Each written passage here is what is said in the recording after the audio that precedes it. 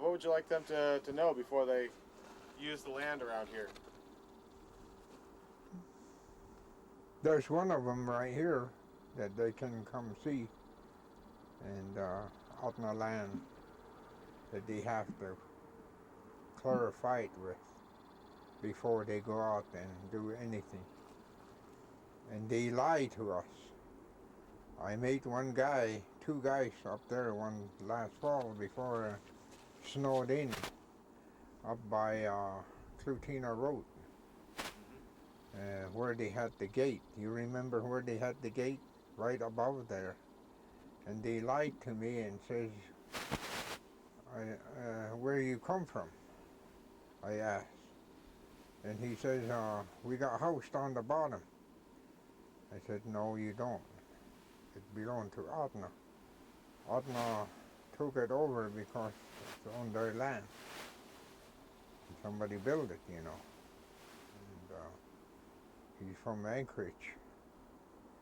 And he lied to me and told me that, yeah, the Ahtna knows that we're here. And I took his license plate number, but and I asked, he told me, we got housed on the bottom. I said, no, I don't think anybody owned it. Ahtna owned it, I think. And if I own it, I don't think I'll get it either. And I know they lied right then, and I came here and see Joe, what's his name? Hart. Joe Hart. And he told me, no, nobody owned that. It belonged to Ahtna. You own in one little bit of corner, he told me. And I told him about these guys that were lying to me. So I don't like those things that happen again. And I sure hope that no more trespassing and hunting, trying to hunt in our land. And we don't do that to their land. We don't go over, and if they're their land, we stay out of it. And we don't step on their land.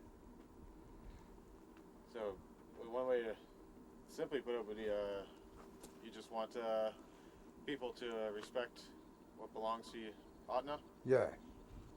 Yes, because it seems like they're trying to step over us individual white men from Anchorage or Fairbanks the way they're going. When you tell them that, then they laugh and say, oh yeah, how come native land take land that much? I said, what land? We hardly get anything from government. I don't know what land you're talking about. We have to watch what you do and what you step on.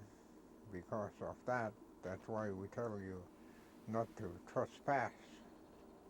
And then you guys say that we don't get nothing. They say, well, it's up to you politics. You have to talk to them. Don't talk to us about it.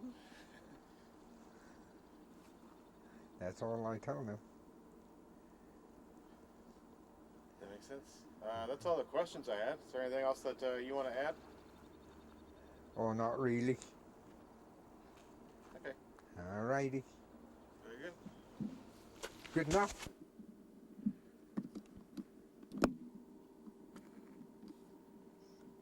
So you have that coffee cup in your hand. You were telling me about that. Yeah. Another thing you don't like. What do you see? What's another thing that kind of bothers you about the trespass? Was the These cups here, like paper towel and cans, all the garbage have to been taken care of and never did. Every year we have to, some of us, we have to clean after them, and we don't care for that. It's another one that they never take care of. Throw it over the hills and trail and wherever they've been, just out in the woods all over the place. We never did that when I was growing up. All that cans and stuff like that was taken care of. Either put it under the ground or cover it up nicely so that you can't see it. And put it down a little deeper, and it doesn't bother anybody or anything then, you know. Mm-hmm. But now garbage is all over. Don't care for that. It's another one that I really against it. Okay. Now I gotta go to the woods, huh? Yep. Hold on, just.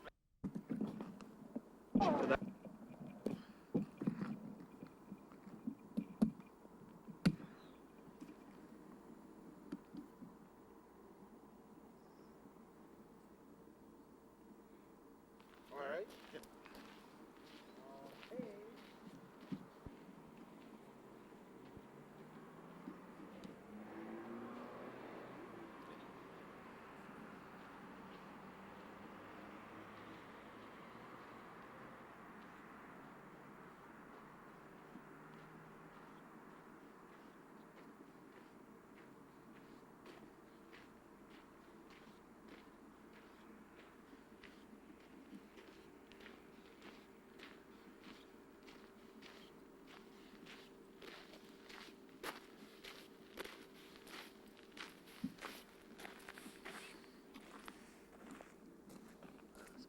It's gone.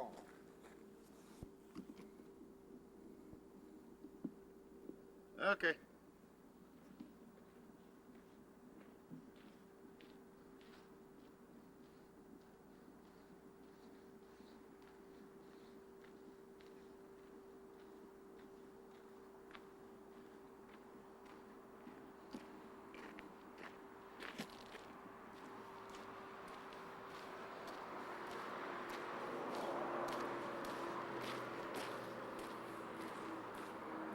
Now. Thank you. What was that? We'll see.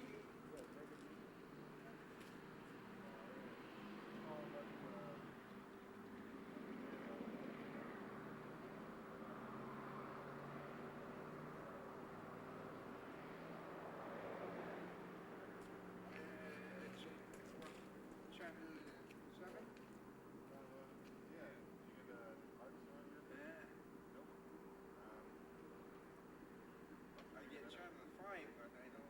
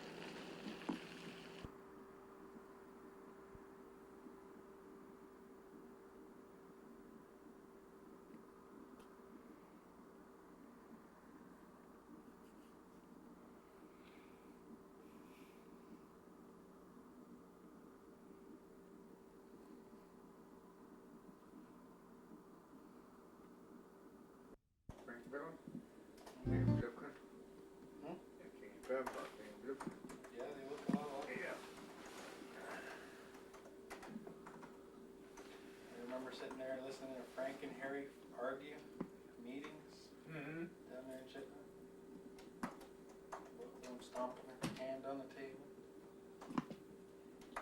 Why they did that? They just didn't agree with what was being discussed. Both on the opposite side of the table.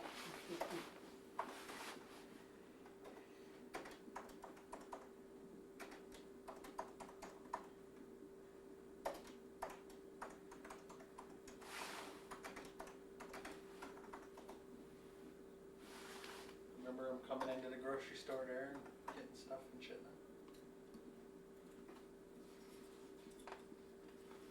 Pot notches. Oh, you remember that? Hearing him sing and dance. Not only Frank, but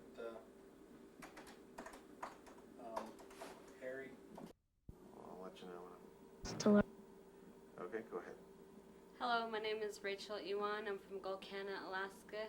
Heartbeat Alaska will be right back with you. Very good. Man, one take wonder. We win. Okay. Alright. Go ahead. My name is Rachel Ewan, and I'm from Gulkana, Alaska. And Heartbeat will be back with you in just a few minutes. Okay. Okay, one more, except this time just say Heartbeat Alaska. We'll be right back. Okay. Alright. Go ahead. My name is Rachel Ewan. I'm from Gulkana, Alaska. Heartbeat Alaska will be right back with you. Alright. One more time, a little more confident. That's fine, because we just won't even use the ones that are not right. Go ahead.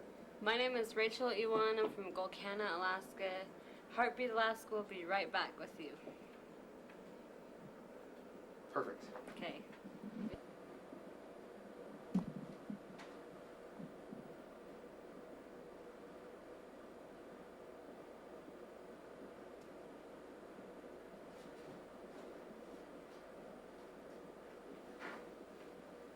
Hello. Hi, Debbie.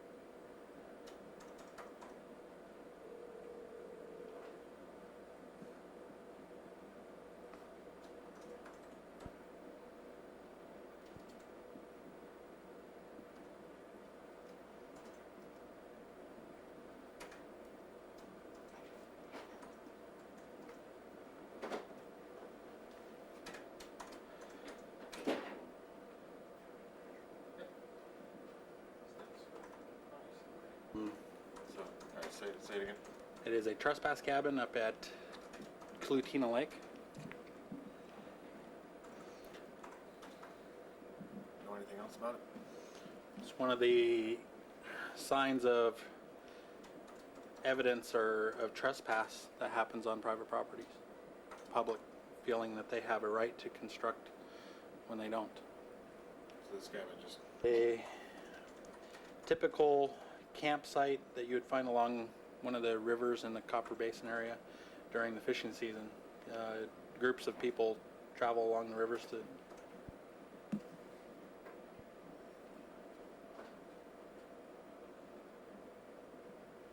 and their trespass or their location of the camp is fine, but they don't confine their activities to the area of their camp right there.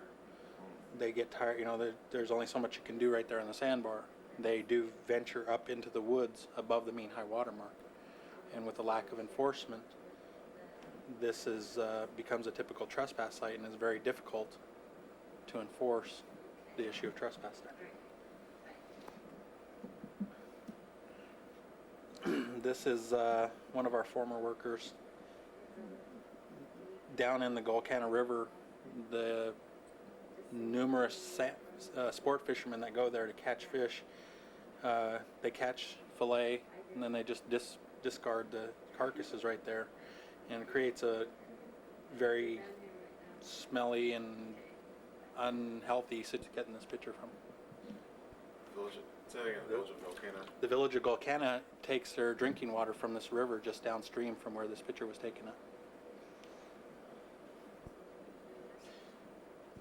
Just pictures of the salmon carcasses that were held up in the previous picture. We took a picture of them before, where they're found at, and had her hold them up to be seen.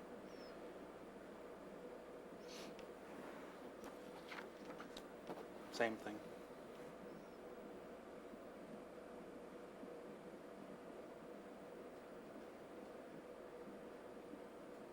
This kind of also shows that you can look, there's more things in the river than just the salmon. So.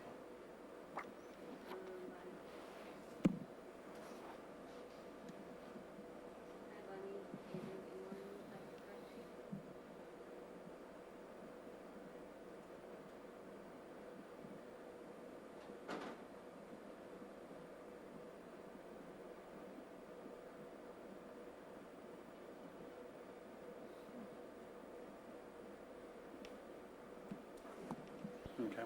What river are we looking at? This is on the Gulcana River. This is a low impact time. Usually, what you see in this back area here is campers, RVs, a number of sport fishermen that come to this area that they do not confine their activities to below the mean high water mark. They camp up in the wood lines and they go to find firewood and cut trees and so on and leave their trash, and there's been evidence in this area found of them dumping their septic tanks. And then again, the village of Gulcana gets their drinking water from this river just downstream from where this is at, actually across the river. And there's been traces in their water of antifreeze, oils, petroleums, and so they have to deal with this on a regular basis every year, one of the trespass impacts. Maybe just kind of hold on to those. Since I got the close-ups, but maybe just get a shot of you kind of going through them like that. Okay. But you were just saying that in their drinking water, what are some of the things that... They've found traces of antifreeze and motor oils and different things like that. They can't necessarily target exactly what amount, but it was in a large enough amount to show up in the water tests. And the village takes their water from this river, the Gulcana River, and the state of Alaska has done nothing to help lower the impacts that these people have on that river or their water intake. They have to filter their water, clean it through a large filtration system, and pump it to the village. And the next picture is just more evidence of the reason why they find that in there. Their impacts to trespass are not found to be kept within the boundaries of what land and rights that the state owns. They pull down in here, and when we come across somebody trespassing, this is what we'll find. We'll take a picture and see what they're doing, but you don't see them going up into the woodline to use the restroom. You don't see them going up in the woodline to collect firewood, to gather, or to find a hole and bury their trash. And there's been several times we've come across finding those types of things. Now, in this particular situation on the Gulcana, is there a way for them to get there without crossing native lands? There is very few places where they can. Where this picture was taken, they went from a public right-of-way down onto the riverbed. But so the legal stance of this is that the location the vehicle's parked in probably is completely unenforceable. They're not going to be cited for it. But when you think about the public's access to resources, that doesn't mean that we need to make the resources completely convenient, free, or fully convenient for them to harvest. There's no reason for them to have to park their vehicle here. There's plenty of parking in other places. They could walk down to the river and get access to the resource, and then walk back up. They endanger people's water sources here, and I've not been one that. Alaska. South Dakota. Oh, okay. Okay, ready? Go ahead. Feather Neeley from Ahtna Incorporated. All right, so we need to do the same. Hello, my name is Feather Neeley from the Ahtna region and Heartbeat, Alaska. Hey. Quick.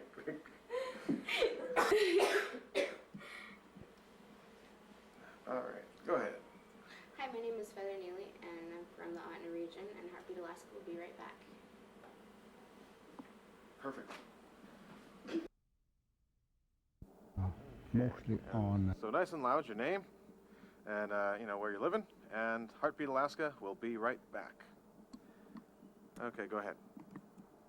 Hi, my name's Gil Gutierrez. I'm living in Glen Allen. Heartbeat Alaska will be right back.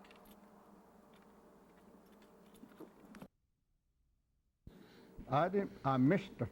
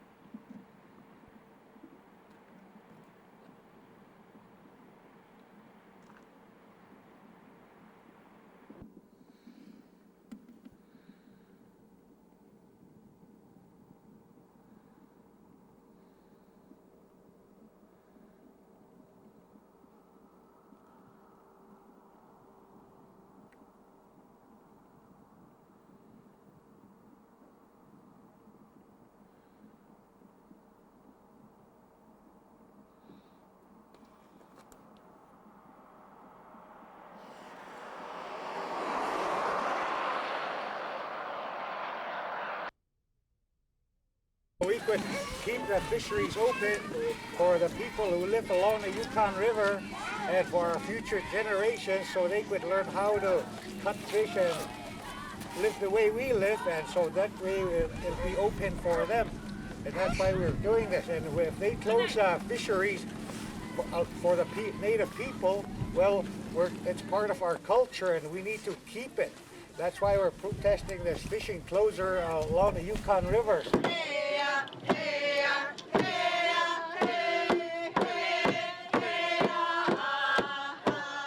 Back in Anchorage, There were Alaska Native people from every culture participating in this year's We the People March. It was truly a coming together of the tribes of Alaska. It was a time for sharing and a time for giving. The Tlingit Blanket Dance was proof of that. During the dance, each of the nations were called upon, and each of the nations came forth with donations.